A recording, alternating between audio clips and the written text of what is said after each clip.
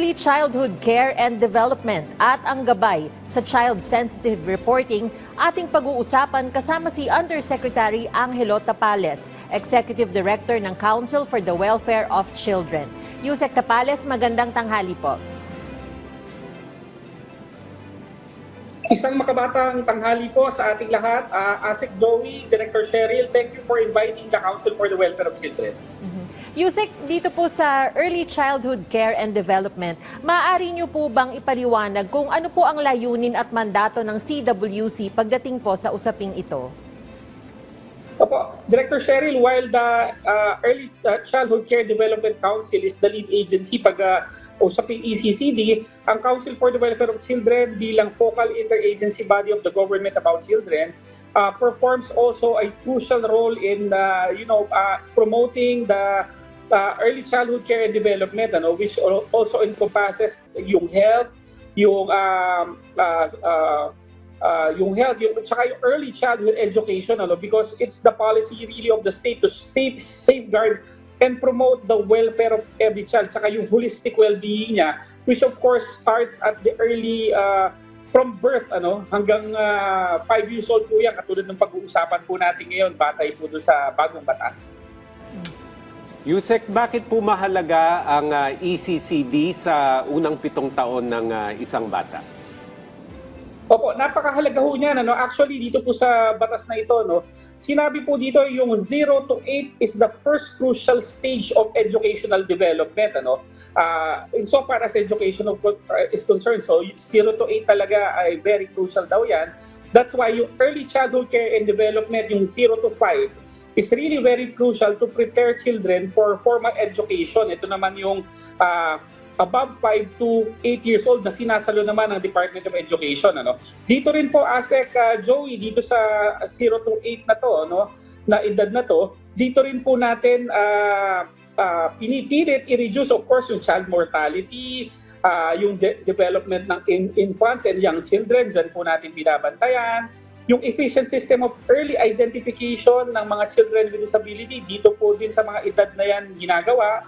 Saka yung adequate preparation for formal learning, dyan po binabantayan ng government. So, etong window po na to, kailangan po hindi natin tumapalampas. Kaya natutuwa po kami sa ating mahal na Pangulo dahil po nagkaroon tayo nga ng bagong batas ngayon, yung RA 12199.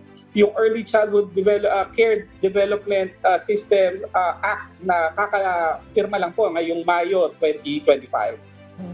Yusek, ano-ano naman po yung mga pangunahing programa ng CWC na tumutugon po sa pangangalaga ng mga batang edad 0 to 8? Opo.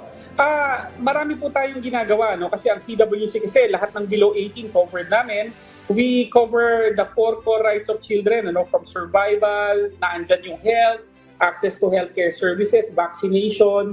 So nakikreate po tayo ng awareness dyan kasama po sa mga plans of actions and mga national policies po na isinusulong natin. Yung development naman, kung nasa ng pag-aaral ng bata, kasama na yung early childhood care and development, yan po itinutulak din natin. Ang Council for the Welfare of Children po, in partnership syempre with the DILG and the DSWD, is part of the Child-Friendly Local Governance Audit. Yan po yung annual and mandatory audit for all our LGUs. Every year po yan, nagpo-provide tayo ng technical assistance sa mga LGUs para hindi po nila mapabayaan ang pagtutok sa kalusugan ng mga bata. Siyempre, yung FIC na indicator, yung fully immunized children, yan po ay binabantayan natin. Kasi po, as Asek Joey, Director Cheryl, natatandaan ko noong 2022, nung palabas tayo sa pandemic, marami pong LGUs na bumagsak dati dun sa immunization ng mga bata dahil nakafocus lahat nun sa COVID immunization ng pandemic. Pero ngayon po, napakaganda ng trend natin, pataas na lahat.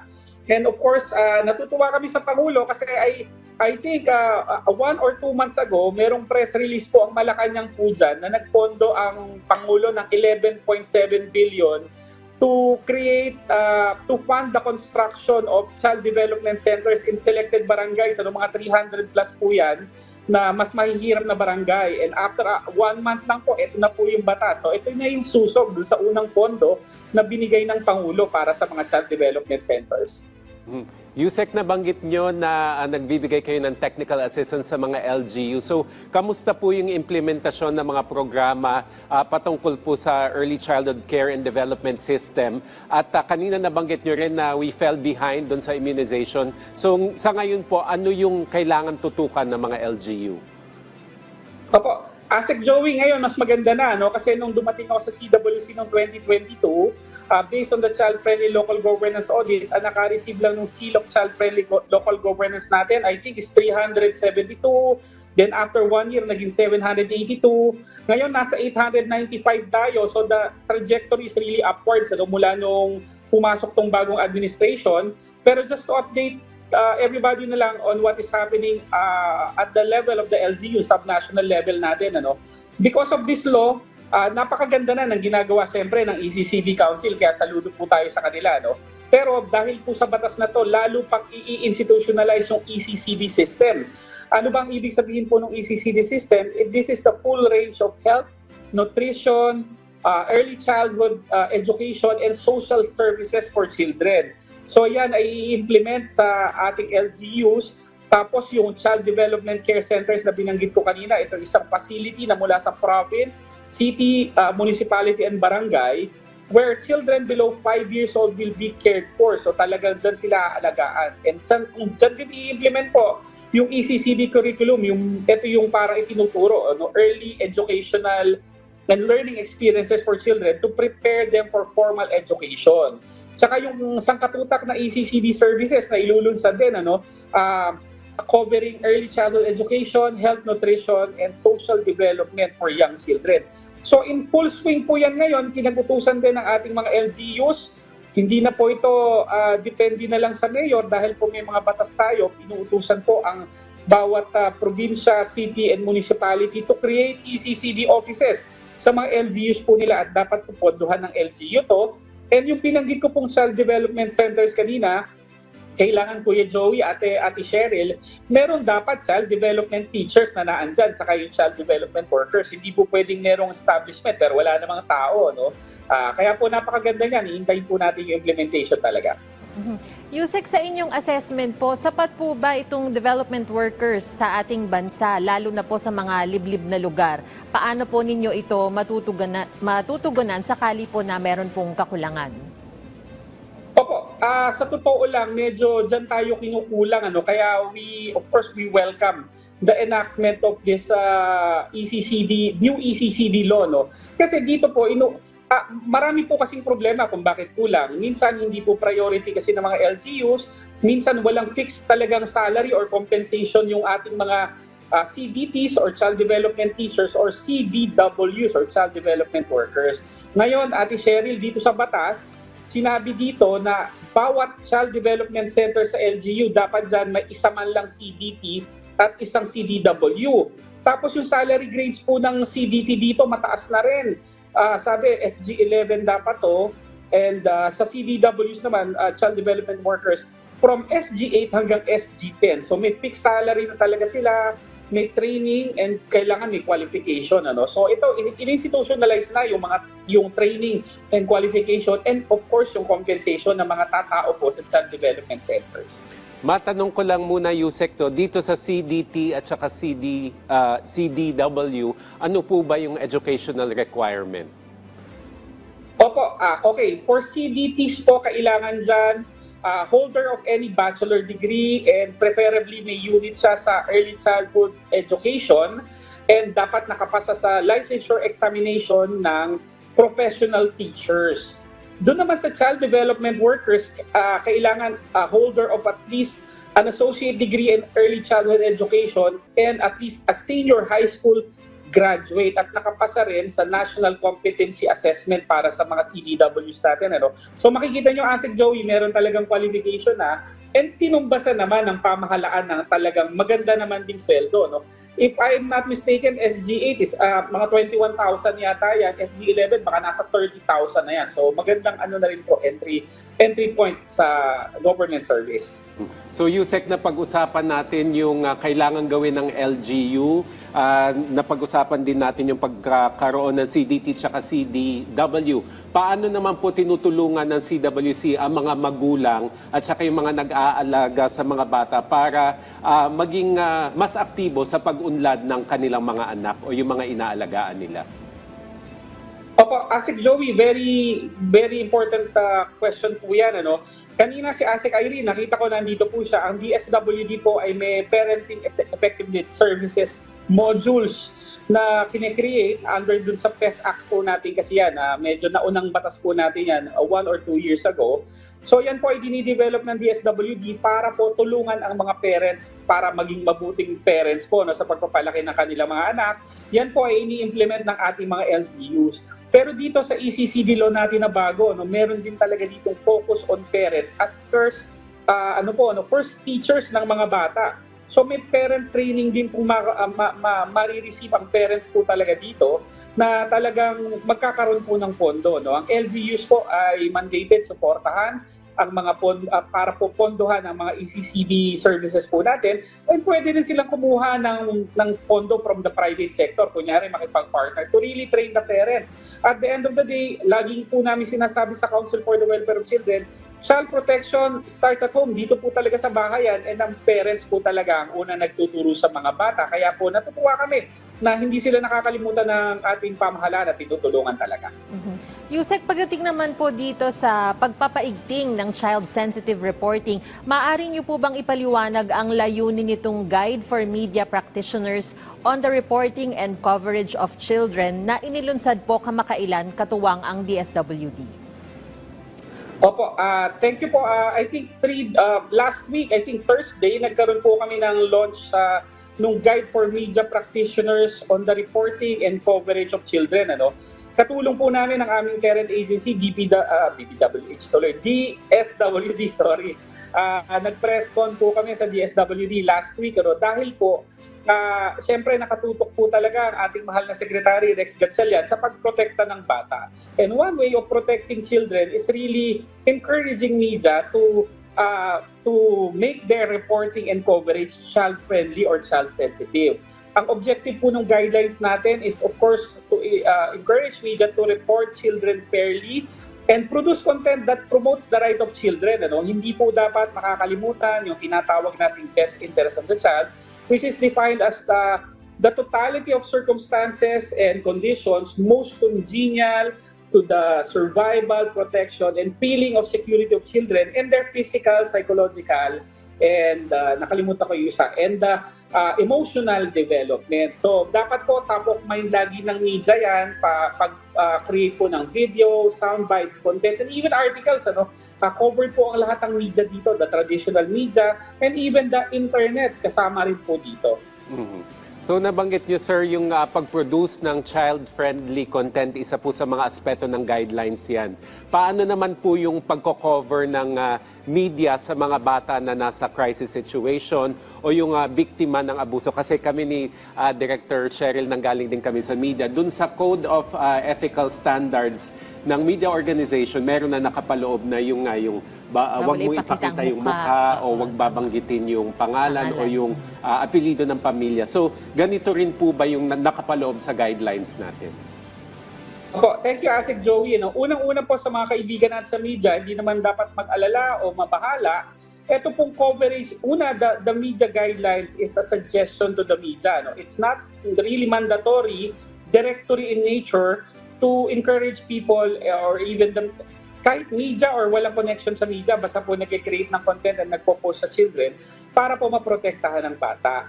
Ang covered nito na bata ay children in need of special protection. Para sa mabilisang usapan ko, ang ibig sabihin niyan, yan yung mga vulnerable children. Subject po yan sa violence, abuse, neglect, cruelty, exploitation. Yan po yung mga klaseng bata na covered yan. So pag pinag-usapan good news, success stories, hindi naman po covered talaga nitong guidelines. But of course, the baseline po, Asik Joey, Director Cheryl, dapat po dyan, itinuturo po dito, you respect the privacy, the child's participation should be considered. Medyo dapat ay you respect the child's agency, ano? Ibig sabihin, you treat the child as a whole person na kahit minor pa. Ibig sabihin, talagang tinatanong din natin ang opinion ng bata. Okay? Privacy, participation, agency, sensibility, dapat sensitive ang coverage ng media. Kunyari, member ng indigenous cultural community, ibang religion, or victims ng mga abuse po. No? So dapat po maging sensitive ang reporting natin. And yung last po na principle, yung dignity. Huwag naman po natin ipakita yung, kunyari, natabunan ng basura yung bata. Ang kwento lang, natabunan siya ng basura at kalunos-lunos ang kanyang kondisyon. Dapat po ipakita rin natin ano ba yung ginawa ng government or even the private sector. Ano? Para sa bandang dulo ng reporting, it's a complete coverage of the story. Merong success story naman or story of hope. So yan po yung itinuturo po natin dito. No? But of course, the most important thing is number one, get the consent of the parents or guardian and the assent of the child. So hindi lang parents po, pati po yung bata, tanungin po natin. Ganun po ang gagawin natin dito. Yusek, bukod po doon sa mga nabanggit ninyo, meron pa po bang ibang limitasyon para naman po sa pagkuha ng larawan nga po, gaya po ng sinabi nyo kanina, o video po ng mga bata? Opo. Director Cheryl, sa akin, tingin ko ang pinaka-dapat tandaan ng ating mga kapatid sa media ay yung gumagawa ng contents, yung privacy ng bata. Ano?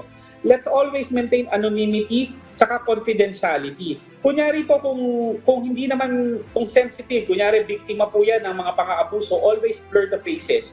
Huwag i-divulge ang identity, or kung hindi man dinivulge ang identity, huwag din tayo na mag-divulge ng identifying circumstances. Ano ba yung mga yan? Kunyari, nag-video ka, nakita naman yung diploma sa likod o yung eskwelahan niya o yung bahay matutunton ng mga masasamang tao. Iyan po ay iiwasan natin. When vlogging, kunyari, nagla-livestream tayo, iwasan po ang mga bata kung hindi naman sila kasali and always blur the faces. At the end of the day, even with the consent of the parents, kunyari, with the assent of the children, ang media po, tayo sa media, ang gatekeepers po, no? We will determine if we will post the video or the soundbite or the article or the advertisement, kunyari. Tatanungin natin ng sarili natin, ito ba ay makaka-apekto sa bata? Maari ba siyang mabiktima ng pang-abuso?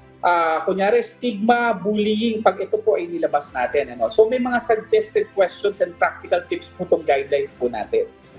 Yusek, nabanggit nyo kanina na mungkahi itong guidelines, so hindi naman pinipilit yung media organizations, pero meron na po ba kayong initial assessment kung paano yung reception nila sa guidelines at paano naman natin sila mahihikayat? Sila meaning media organizations, pati yung mga school, pati yung mga ibang ahensya na gamitin ang guidelines na ito.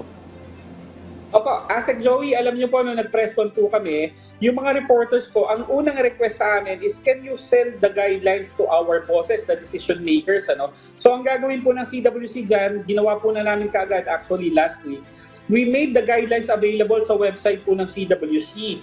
Tapos soon siguro, ang gagawin natin dyan, we will send copies also to our media outlets para po yung mga decision makers, inform po sila kung ano yung guidelines na yan. Ano?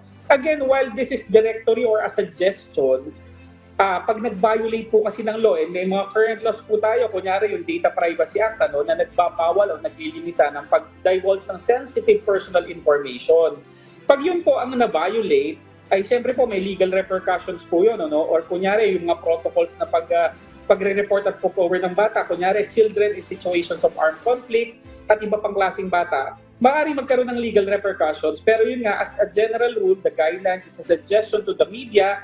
We hope, alam ko po, ginagawa na po ng marami po sa media itong nanditong nakasulat. Ano? So, ina-expect po namin na yayakapin po nila or even improve on the guidelines. Baka marami pa po kaming na-leave out dito. So, niyayaya po natin ang mga kapatid natin sa media na yakapin po itong guidelines na ito. Yusek, mensahe o paalala nyo na lang po sa mga magulang, mga kasamaan sa media at maging po sa mga educator kaugnay po ng usaping ito? Opo, para po sa mga kasamahan natin sa media, kasama na po ang parents at mga gumagawa po ng contents tungkol sa bata. No? Kailangan po nating isipin lagi ang kapakanan ng bata. Alam niyo po ang internet, ang media, ang broadcast man, sa TV, ang cyberspace ay napakaganda po niyan sa bata. Ngunit kalahati po niyan kasi ay pinagmumulan ng kapahamakan ng bata. Ano? Kaya protektahan at alagaan po natin sila palagi. Dapat po top of mind natin ang best interest of the child.